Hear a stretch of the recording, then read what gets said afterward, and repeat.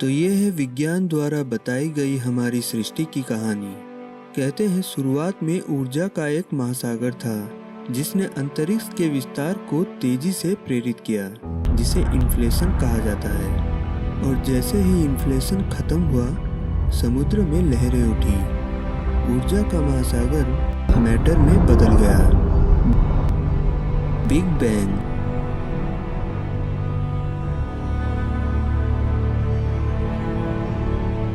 तरंगों का पैटर्न छप गया यूनिवर्स में हाइड्रोजन और हीलियम के ज़्यादा डेंस वाले रीजन्स के रूप में, जो कि बिग बैंग के तुरंत बाद बने थे।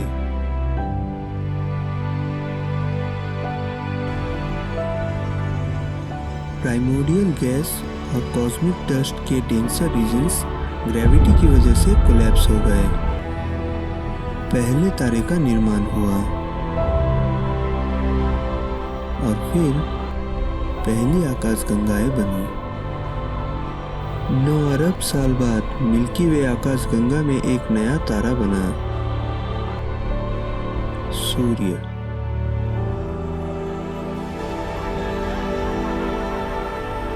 फिर 8 ग्रह, जिसमें हमारा नीला ग्रह अर्थ भी था।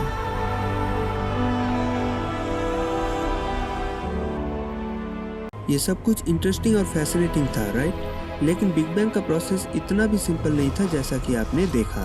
तो चलिए रिवाइंड करते हैं और उस टाइम में वापस चलते हैं जहां से ये सब कुछ शुरू हुआ। लेकिन एक बात का ख्याल रखिएगा, यहाँ सिर्फ हम बिग बैंग के बारे में बात करेंगे, उससे पहले के बारे में नहीं, वरना वीडियो बहुत बड़ा हो जाएगा। इस टॉपिक को हम क्रिएशन ऑफ यूनिवर्स के दूसरे पार्ट में कवर करेंगे, अगर इस वीडियो को अच्छे लाइक्स मिलते हैं तो फ्रेंड्स, अगर आपको ये वीडियो अच्छा लगे तो मोटिवेट करने के लिए एक लाइक डेफिनेटली ठोकना, और उसके पास ही सब्सक्राइब बटन है, उसे भी प्रेस कर देना। प्रॉमिस, इसमें आपको ज़्यादा टाइम नहीं लगेगा।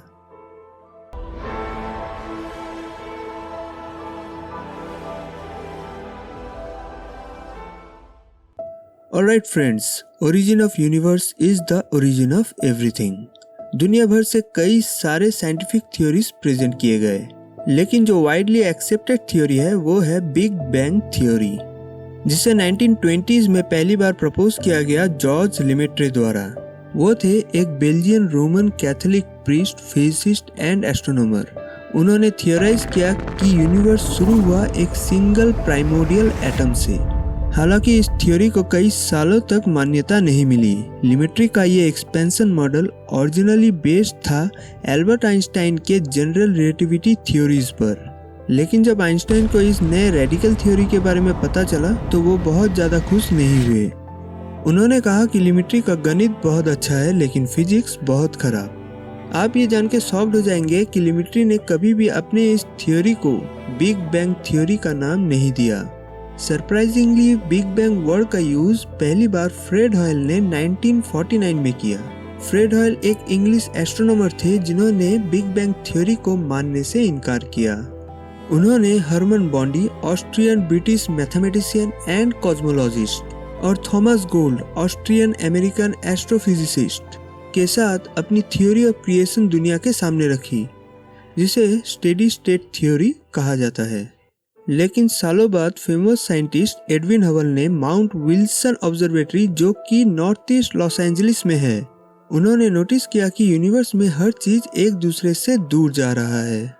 और ये first real universe observation proof था जिसने सपोर्ट किया जॉर्ज लेमेट्रे के थ्योरी ऑफ एक्सपेंशन को। ईयर 1964 में बेल लैब के रिसर्चर्स होमडेल, न्यू जर्सी में एक बड़े हॉर्न एंटीना को ट्यून कर रहे थे, उन रेडियो वेव्स के लिए जो पहले के सैटेलाइट नहीं पकड़ पाए।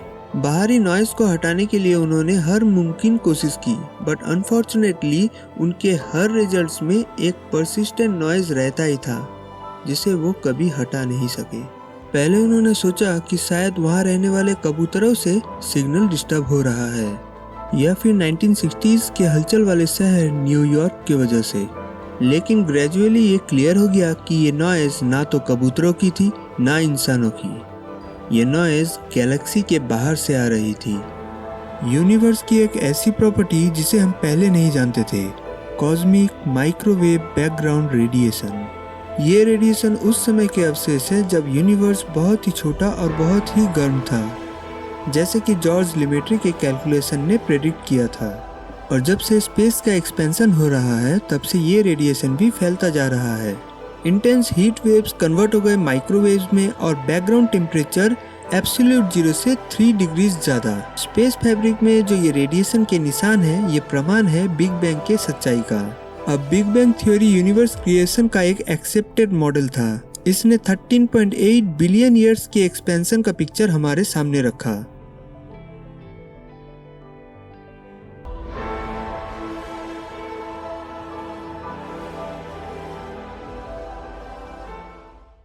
हमने तब से आज तक टेक्नोलॉजी में काफ़ी इम्प्रूवमेंट्स किए। हबल और जेम्स वेब टेलीस्कोप ने हमें यूनिवर्स क्रिएशन और बिग बैंग की बहुत सारी अच्छी तस्वीरें दी। रीसेंट ऑब्जर्वेशन भी ये कहते हैं कि हमारे यूनिवर्स का एक्सपेंशन बहुत तेज़ी से हो रहा है। लेकिन सवाल है, आखिर ये बिग बैंग काम कैसे किया? शून्य से कुछ भी कैसे आ सकता है? चलिए देखते हैं हम इसके बारे में कितना जानते हैं। बिग बैंग बताता है कि यूनिवर्स की शुरुआत हुई एक बहुत ही हॉट और इन्फिनिटली डेंस पॉइंट के रूप में। ये पॉइंट कुछ मिलीमीटर्स चौड़ा था। आप इसे सुपर चार्ज ब्लैक होल कह सकते हैं। 13.8 बिलियन ईयर्स पहले ये छोटा सिंगुलैरिटी वायलेंटली एक्सप्लोड हुआ और इससे मैटर, एनर्जी, स्पेस और टाइम का निर्माण हुआ। आगे जो हुआ वो यूनिवर्स इवोल्यूशन के 2 मेजर स्टेजेस थे। ये थे रेडिएशन और मैटर एराज। ये वो मेजर इवेंट्स थे जिन्होंने यूनिवर्स को आकार दिया। जी हाँ, जो यूनिवर्स आप देख रहे हैं वो इन 2 मेजर इवेंट्स की वजह से ही पॉसिबल हुआ है। सबसे पहले आता है रेडिएशन एरा, क्योंकि बिग बैंग के तुरंत बाद रेडिएशन का ही दबदबा था। रेडिएशन एरा कई छोटे छोटे स्टेजेस में बटा है जिन्हें एपेक्स कहते हैं, जो कि यूनिवर्स के हजारों वर्षों के भीतर घटित हुए। सबसे पहला था प्लैंक एपेक। इस दौरान यूनिवर्स में कोई भी मैटर एग्जिस्ट नहीं करता था सिवाय एनर्जी और सुपर फोर्स के। सुपर फोर्स नेचर के 4 फंडामेंटल फोर्सेस यानी कि gravity, strong nuclear force, weak nuclear force और इलेक्ट्रोमैग्नेटिक फोर्स का कंबाइंड फॉर्म। हालांकि इस स्टेज के एंड में कुछ ऐसा होता है कि ग्रेविटी सुपर फोर्स से अलग हो गई। फिर आया ग्रैंड यूनिफिकेशन एपिक, जिसमें नेचर ऑफ फोर्सेस के 3 टाइप्स थे ग्रेविटी को छोड़ के। ये एपिक खत्म हुआ तब जब स्ट्रॉन्ग न्यूक्लियर फोर्स अलग हो गया। इसके बाद आया इन्फ्लेशनरी एपिक। इसमें यूनिवर्स बहुत रैपिडली एक्सपैंड होने लगा और लगभग इंस्टेंटली ये एटम के साइज से बढ़कर फुटबॉल के साइज का हो गया।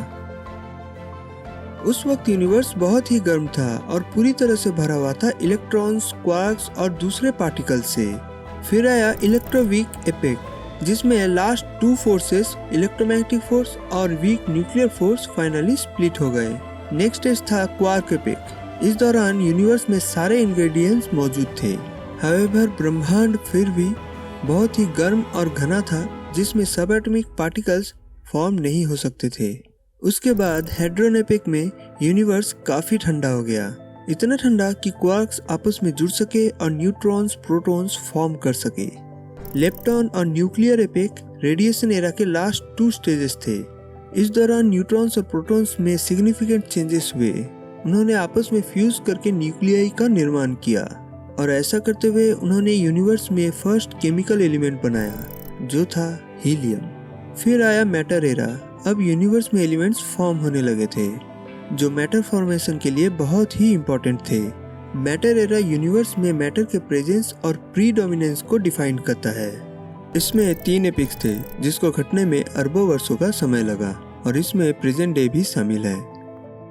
पहला था एटॉमिक एपिक। इस दौरान यूनिवर्स का टेम्परेचर इतना कूल डाउन हो गया था कि जिससे पहली बार इलेक्ट्रॉन्स न्यूक्लियाई के साथ जुड़ सके।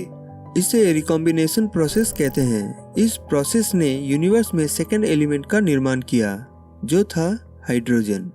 हाइड्रोजन और हीलियम एटम ने यूनिवर्स को एटॉमिक क्लाउड्स से भर दिया। इन क्लाउड्स में गैस के स्मॉल पॉकेट्स थे, जिनमें इतना ग्रेविटी मौजूद था कि वह एटम्स को एक साथ कंबाइन कर सके।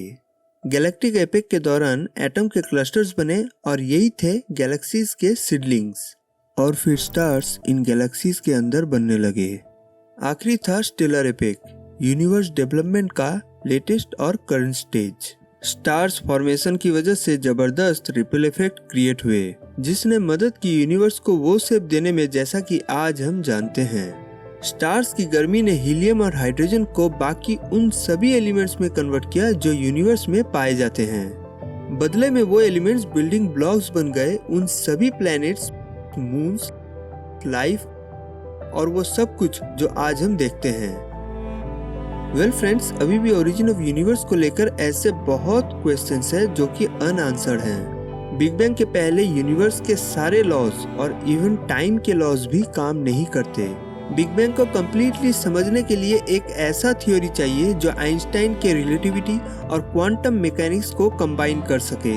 साइंटिस्ट इस पर कंटिन्यूअसली काम कर रहे हैं। शायद फ्यूचर में जॉर्ज लिमेट्री जैसा कोई साइंटिस्ट उभर के आए with a perfect theory of origin of universe. आपको क्या लगता है, बिग बैंग थ्योरी कितना इफेक्टिव और एक्यूरेट है? Let me know in the comments below. और इस वीडियो से आपको कुछ भी सीखने या जानने को मिला तो एक लाइक जरूर ठोकना। एक्सपोज कॉस्मोस को सब्सक्राइब कर लो और बेल नोटिफिकेशन दबा के रेडी रहो। नेक्स्ट वीडियो आएगा बहुत जल्द, बहुत ही इंटरेस्टिंग ज्ञान के साथ। See you next time. Good day, good night, keep learning and Jai Hind.